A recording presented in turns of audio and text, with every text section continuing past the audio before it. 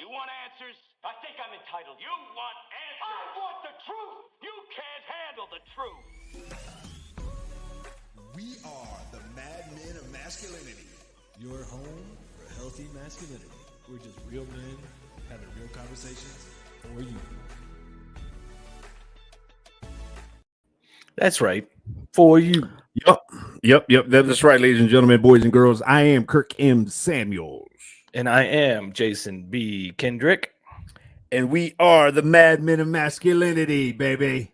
That's right. We're just real men having real conversations for you. You know why I'm looking down at my phone? Are you sharing? I'm sharing because I care. Hey, see, if you care, you would share. Yeah. If you share, if you care, you would share. You know what I'm saying? Ladies and gentlemen, boys and girls, if you're watching us live, you can comment on this bad boy, and JBK will make you famous if you do. Say hi, say shut up, say you look silly with that hat on. Yeah. Say make sure you go to you won't take it personal. No, not so much. You just make sure you go to the Mad Men Radio page on Facebook and comment live. Even if you comment live on YouTube, if you're watching us on YouTube, it'll come up. So we can add you to the show. And tonight we're talking about legacy. Now, if you happen to watch last night, we had a guest. He's so busy helping people with their legacy, he wasn't able to join us again tonight. So we're going to summarize and condense for all of our millennials who can't go over 30 minutes and try to get as much of that information in as we can for y'all tonight, because this is definitely a 4-men episode. Yeah, we had Issa Israel Esq on yesterday, and so that'll be airing this Saturday morning, 8 a.m. next Wednesday at 6 p.m. KLDC 1220 a.m. in the Mile High City. And of course, you'll be able to find that posted everywhere, podcasts, all that kind of stuff, everywhere you get your podcast platforms, materials, and all that kind of stuff. So anyhow, we Esquire, meaning he is an attorney. He's a practicing attorney in the state of Colorado. And so we were talking about legacy, man, and we were even getting legal with the legacy part of it, man. The legalities of legacy, man, and that kind of stuff is important, man. If we're men, men should be handling business, taking care of business. Men should be setting up shop, providing for safety and security and provision and all of those kinds of things. Sometimes they, that means we plan for a day when we're not going to be here anymore. Yeah. And that's one of the things that came up last night was, you need to think about yourself, not just as a man with a legacy, but as a steward. You are a steward of that family. You're a steward of your legacy. You're a steward of your purpose. You want to make sure you think about it under the guise of, I'm planting these trees that I may never see this, sit under the shade of, but I'm making this preparation for the future of my family, future of my children. And that's your legacy, because whatever you have, and Kirk's really good about this, I'll let him get into it, but whatever you have will become somebody else's once you pass on. I have this theory, thought, philosophy, whatever you want to call it. We have this life right now. The mortality rate is about 100%. So at some point you're not going to be here anymore. And the reality is it's a weird factor, weird reality to think about. But one day when you're gone, everything you have is going to be somebody else's. Literally. I mean, you look around your house itself, all your sheets, your shoes, your sport coats, your baby oil, your lotion, your toothbrush, it's going somewhere, man. I'm telling you. I mean, and guess what? All your debts they not just going to say, okay, thank you. Somebody's going to say, hey, we need paid up on that. All your assets, any money you got in the bank, any life insurance, any property, all that kind of stuff, man, it's going to be somebody else's. Guess what? That one you married to might be somebody else's one day. Them kids might call somebody else dad or mom, stepdad or mom, or have another figure in their life like that. So everything you have is going to be somebody else's except your legacy, your DNA as well, but except your legacy. Your legacy is it's like the wake behind the ship. And as the ship navigates the waters of life in this journey, it leaves a long wake behind it. That wake is your legacy, and you leave that behind in your life, good or bad. I mean, even if you suck, even if you're a knucklehead and you're a flat out jerk, you're leaving a jerk, sucky legacy behind. And so, we got to consider, the stuff that is going to be somebody else's. What do we want to happen with all that? Yeah, and something to think about because we're all about promoting high value men, and all about promoting men leveling up. So if you are leveling up, if you are becoming a high value man, if you already are a high value man, how do you protect your legacy? How do you make sure that your wishes, your desires for what you have created and what you want, how you want it to be parceled out, or how you want that legacy to be seen in the future? There are steps you need to take, and it's not sexy, but it is definitely so necessary for a man of high value who is creating something in the world, that you make sure that what you want to happen with that legacy is written down, is in stone. And what we learned last night from Issa, Mr. Esquire, is that your will isn't enough.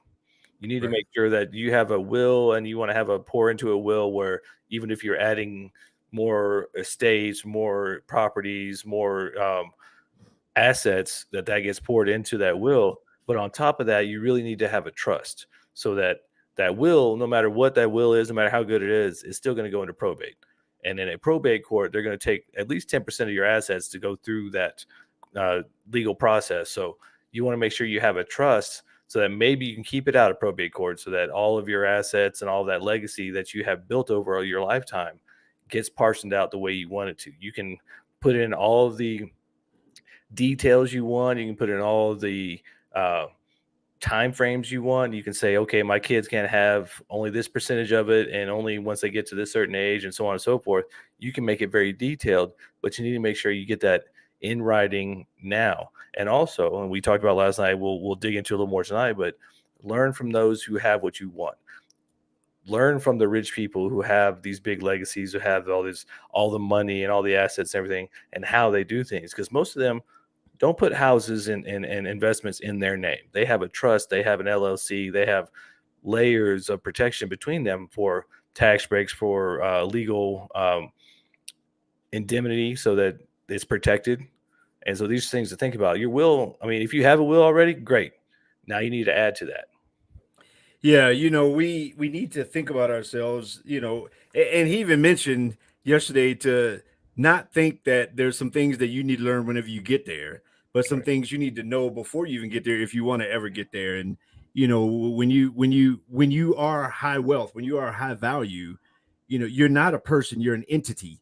And so, we need to begin to look at ourselves as entities. And when I say entity, I'm talking about a business entity. I mean, I'm not a businessman. I'm a no business man. business, man, business. Your home being an entity. Your guess what?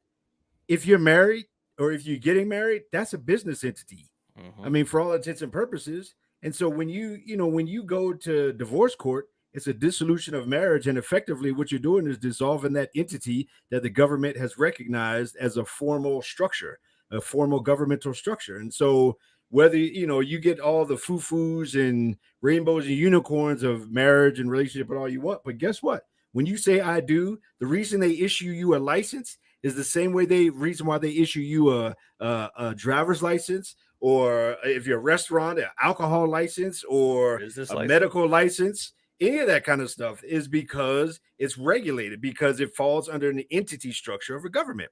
So when you start thinking of yourself like that, when you start moving and operating like that, you realize that when the high wealth people, when they file for bankruptcy, they're not filing for personal bankruptcy. They're filing for entity business bankruptcy. They can still have the private jets and the houses and all this other kind of stuff, because this corporation might have filed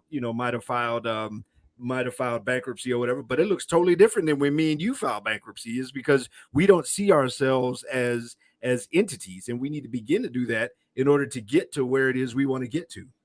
Yeah, I mean, if you are a man who is striving for betterment, if you're a man who is striving to create a legacy, if you're a man on purpose, then you need to have these things in place to protect what you're building. Because what tends to happen a lot of times, because we don't know what we don't know, and we don't ask questions as men enough to learn from those who know the answers to the things we don't know. And so you may be going out there buying investment properties. You may be doing the house hacking and getting more properties, so you have rental properties and doing those things. But if you're putting all those in your name, then you are liable for anything that happens in those other properties. And they could take all of your investment properties because it's attached to you. So having a business mindset of knowing that I need to have this under an LLC. I need to have this under a business away from my name so that it's protected from those eventualities if something does happen. A lot of times we don't know any better and we jump in to an investment property, or we jump into investing and creating wealth, but we put it in our name. And when we put in our name, that means we are liable for whatever happens in the future. And so having an awareness of, this is my legacy, I want to protect it. How do I protect it? You make sure you put layers, legal layers in between you and that property, or you and that investment, or you and your legacy, so that it's not directly tied to you, but it's a part of your business, because you are a business man. And this is all the stuff we learned last night. This is all the stuff we Mhm. learned, from these kind of conversations. And this is why we're talking about, helping men. And obviously, what we're talking about is not gender specific. Obviously, what we're talking about is kind of across the board, men and women. But I mean, in our context, helping men level up. And we have several conversations coming up, man. Our schedule is kind of filling up, man. Oh, I We love got it. some real conversations coming up on how to help men level up. And so one of the ways that we level up is to begin to have conversations that we didn't have on the front porch with a gray-haired man. There's a lot of things that we don't know because we weren't necessarily raised around a lot of wisdom. Well, guess what? When you grow up in certain family lineages, they take that stuff very seriously and they pass that down from generation to generation. That's why certain last names are associated with wealth. I mean, because those kind of things are generational. They make sure that the next generation and the next generation knows these kind of things, and they set all that kind of stuff up. So all that goes back to the whole idea of maybe on top of a will, which is going to go into probate, having a trust established and having something that's overarching umbrella, so that when you do go in, when the natural process of whatever happens, then you have something overarching protecting that. And quite honestly, it's kind of like having a premarital agreement, and and it's like, okay, you can establish some things up front, like here's how this is set up, here's who has this, here's what this is, and all this other kind of stuff. But it's about being smart about how we establish who we are and understanding that that you are not, get out of the mindset entity wise of me being a person and more me being a structure. Yeah, we talk about it quite a bit. But before you get married, you need to have these conversations, and you need to think about it like a business. You're going into a business partnership. Once you sign that marriage license, once you say those vows, you are now a legal entity. You're now a business, and so having a premarital agreement is actually protection for both sides. Now, what tends to happen a lot of times is people get in their feelings and go, "Oh, you don't love me," or "You're just setting up and trying to take all the stuff from me." Well, no divorce court is going to leave anybody high and dry. But if you have a document in place to say, I came in with this and they came in with this, and we're going to split this 50-50, or we're going to have a percentage of the assets. So that way they know what your will is. They know what you want to come from any disillusionment or marriage. You have to think about it like a business. And one of the reasons, like Kirk was saying, these rich families continue to be rich is because they pass this down. One of the reasons a lot of times, wealth is continued generationally, and poverty on the same hand is continued generationally, because we're teaching what we've learned instead of learning from those we want to be like. And learning from those we want to be like usually means having a legacy, having wealth, having something we can pass on our kids. So it means if we didn't come from that, we have to learn from that. So letting go of the pride and the family lineage of, well, I was middle class or I was poor, and that's just okay because that's how my family was. Allowing yourself to be wrong and go, you know what, that didn't work. That's not what I want to continue for my kids. Who do I need to learn from? And having people like Issa Israel Esq come in and say, hey, here's how you protect your legacy. Here's how, if you want to get into real estate, or you want to have investment properties, or you want to have a wealth growing entity, here's how you protect it. And not only protect it, but here's how you can make sure that what you are building and what you are protecting gets passed out the way you want it to.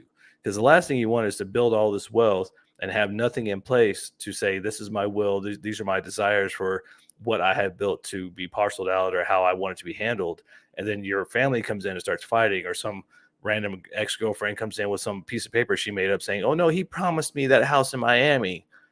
And she's now a part of the legal battle. And now you got everybody that you love and care for, that you built all this for, fighting amongst themselves, trying to take what they can get out of it, instead of you having all those documents and all that those safety rungs in place to say, this is how I want my legacy to be parceled out. This is what I want to happen once I pass. Yeah. And again, this is about especially us as men, this is about being smart, being a provider, being a protector, being an overseer, being a steward, being a servant, and all those kinds of things. That should not end.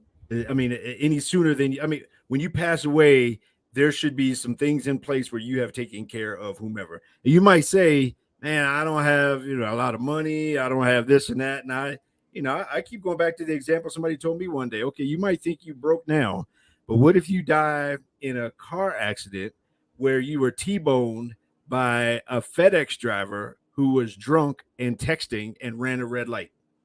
Do you think you're going to be worth something when you're gone?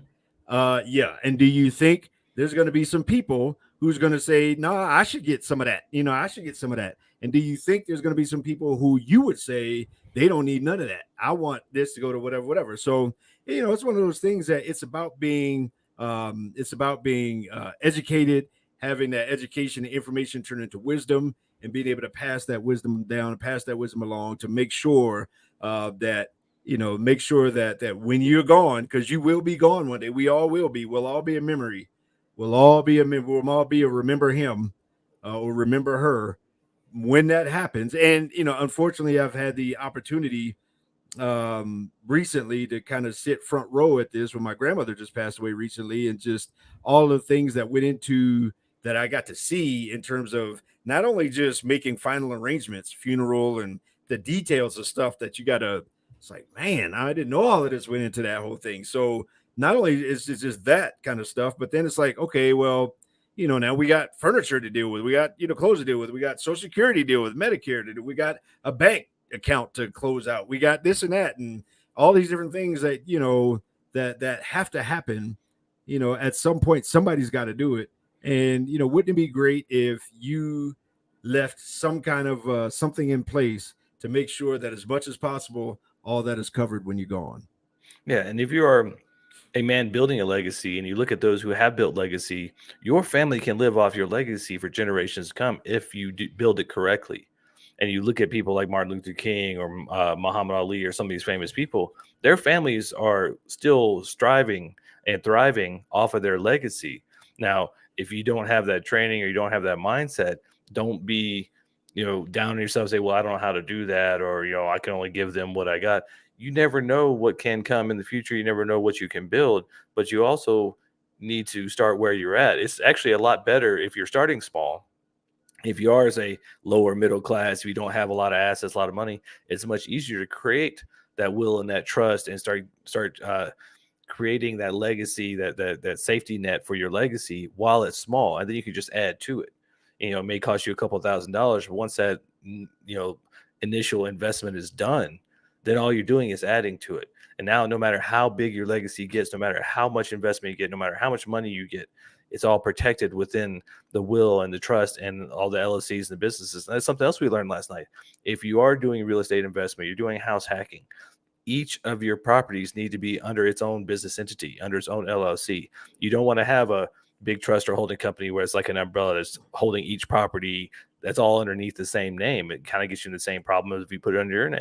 You want to have them each within under their own business entity, and then maybe there's a holding company that's over all that. But each of those layers protects you, protects your legacy, and protects your investments and your wealth that you built a lifetime, over, that you want to make sure it is taken care of after you've passed. And speaking of passing, one of the other things he talked about, because I asked him for 3, and he's like, I can't knock it down to 3. But the third one that he did bring up was the medical intention. You need to make sure you have in writing somewhere a legal document about what you want to happen if you get sick, if you're in the hospital, if you want to do not resuscitate, or how you want to be handled, and how much time to be if you're in a coma or this that. You want to have these legal documents in place, because if you're unconscious and can't speak for yourself, there needs to be something there to tell them what you want. And if you don't have that, if you're dumb like me and have your donor on your license, they might be like, we need a kidney. He just wrecked his car. Well, I guess he don't need that kidney no more. When my grandmother went into the hospital that final time, my mom said as soon as she got in there, the very first thing they wanted is, does she have medical directives?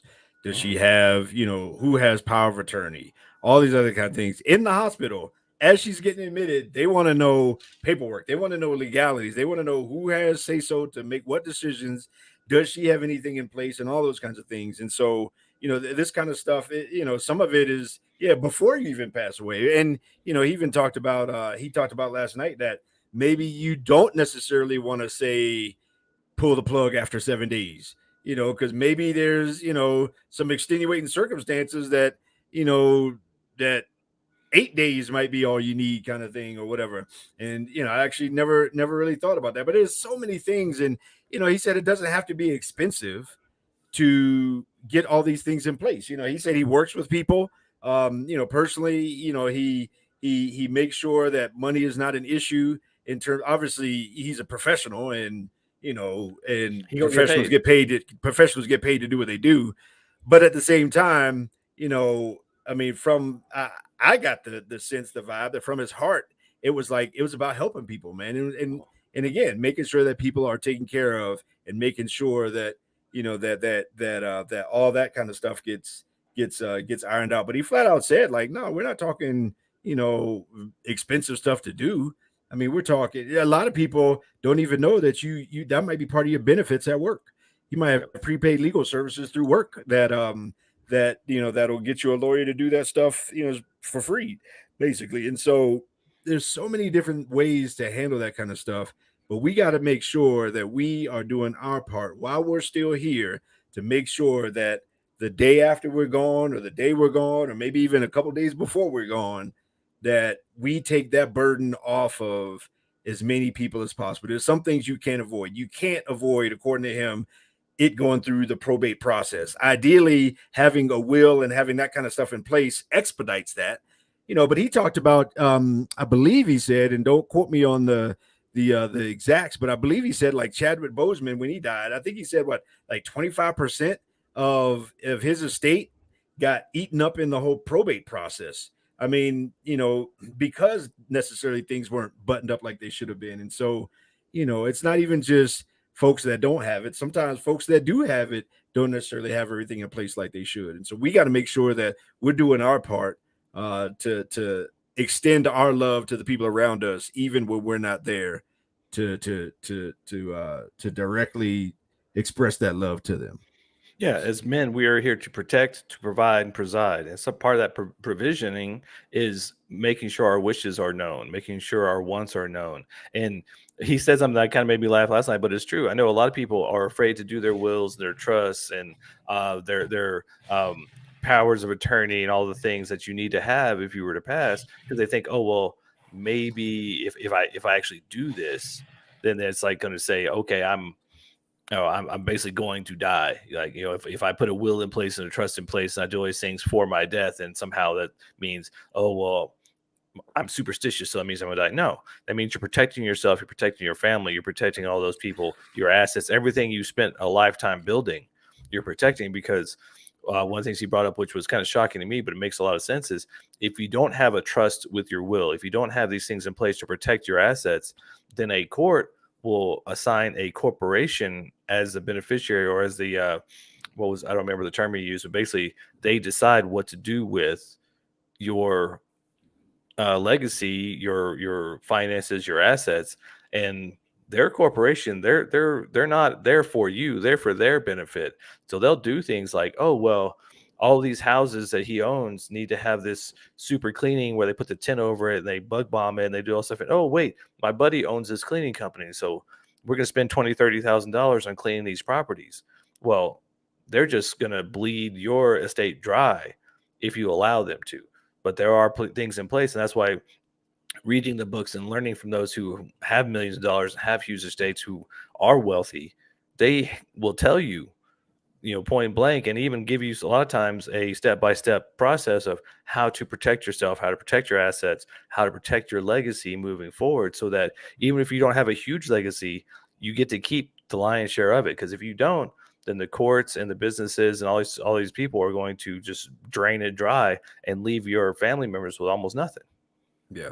And, again, this is why the whole point of this whole conversation is thinking bigger than just the now.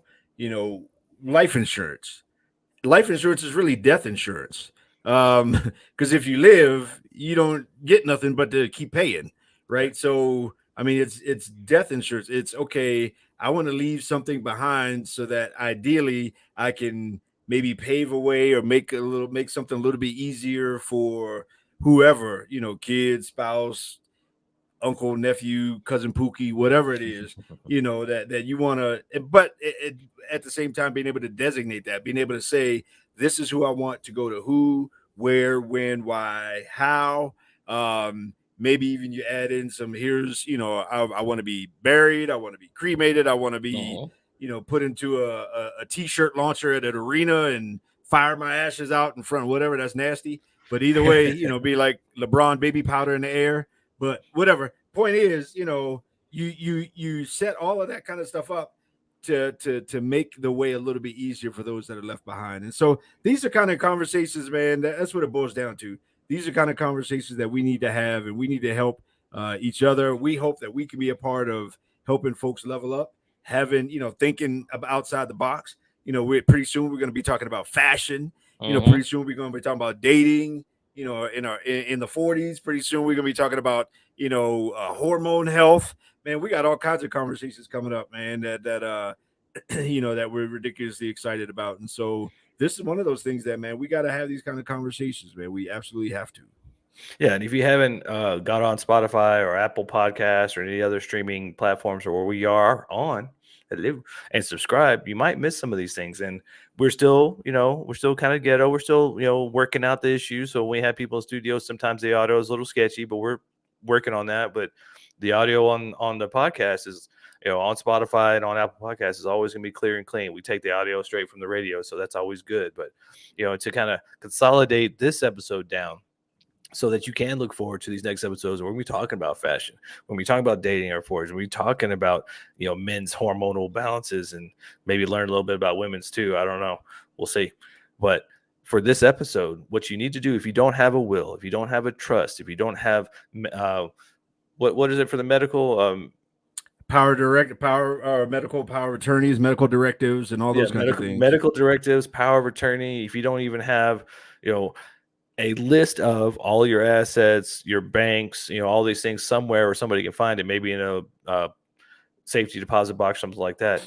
You got to organize your life in some way so that if something were to happen to you tomorrow, those people who are left behind know what you want to happen, can handle those things, and they don't have to go digging through mountains of receipts and things like that just to find out what you have and whatnot. You want to make sure if you spent your entire life building this legacy, building this empire, you want to make sure it goes where you want it to go. But if you don't take the time to put these steps in place, to put this protection in place, then you're just going to be a victim of the court system, which happens to a lot of families. They're already dealing with death. They're already dealing with a loved one passing, and now they got to deal with the court systems and probate and all these other things. But there are steps you can take to protect your loved ones from that. And yeah, it's not sexy, but it's what a man does. A man provides. He digs down deep and creates a foundation for that legacy for his family. And that's all we're encouraging you to do, is take the time, learn from somebody who knows. And you don't have to know everything. Get somebody like Issa Israel Esq to walk you through those steps, and somebody who will work with you, because he's got a big heart. That's why we brought him on. He's a genuinely high value man with a big heart. So he's going, you're going to have to pay him, but you don't have to pay him all up front. He'll work, out a monthly payment. He'll take what you can give him. And, but he wants to make sure you are protected and that you have all the protection steps in place for your family after you pass. Last year we saw the Queen of England pass, and they wasn't sitting around eating fried chicken and macaroni and cheese trying to figure out what's next. Like, that lineage was protected. And if you're an adult, if you're a parent, especially if you're a man, you should be thinking about your lineage and protecting your lineage. And so shout out Issa Israel Esq, iilawfirm.com. Appreciate you, brother. And man, we thank you for the wisdom, and hopefully we'll be able to have you back and get some more info, get some more wisdom out of you, man. We appreciate it. We'll definitely have him back on. So make sure if you're watching this episode, or if you got through the bad audio on the other episode and you got questions, or you got questions for him, make sure you ask us so we can bring him back on and ask those questions. So once you be a part of the show, Don't, we know a lot of you guys will just sit there and watch, and then later on be like, oh, good show. go ahead and you'll write a comment. Go ahead and send us a message, because that Mhm. gives us fodder for other episodes. It also gets us more ammunition to bring those guests back on so we can answer your questions. Wednesday, 8 a.m. I'm sorry, Wednesday, 6 p.m. Saturdays, 8 a.m. That whole conversation we had with him will be on this Saturday at 8 a.m. and the following Wednesday night, Wednesday evening, 12:20 a.m. KLDC in the Mile High City. You can go to, you can find it online. You can tell if I say it out loud, she's going to hear ALEXA to tune in to 12:20 a.m. KLDC, and she will. And yeah, holler at your boys, man. And until then, we'll see y'all next time. Yeah, and if you were trying to get on the stream, hang on. If you're trying to get on the stream, it's 1220kldc.com, because I know a lot of you don't even know what a radio is anymore. You don't know what a dial is. So go on there and go ahead and stream, and you might be able to even hear those episodes after. Just click on the Mad Men icon. And on that note, Mad Men out.